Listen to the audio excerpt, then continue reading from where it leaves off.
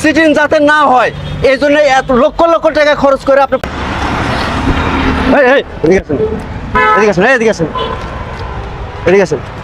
এদিকে আসেন। আপনারা কি কাজ করতেছেন ভাই?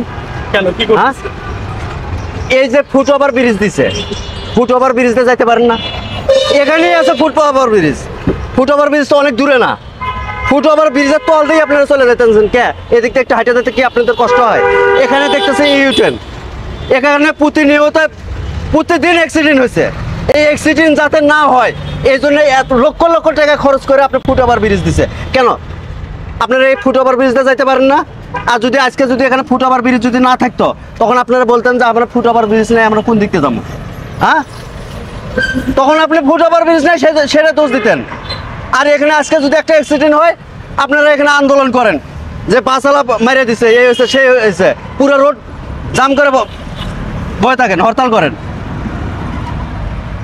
নিজে মরবেন আর দেশের মানুষ শুদ্ধ আপনারা কষ্ট ভোগান্তির ভেতরে ফালাই দেন।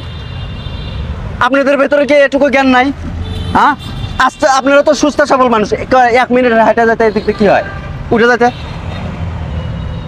আপনাকে দেখা থেকে আরো 5 জন যাবি, যান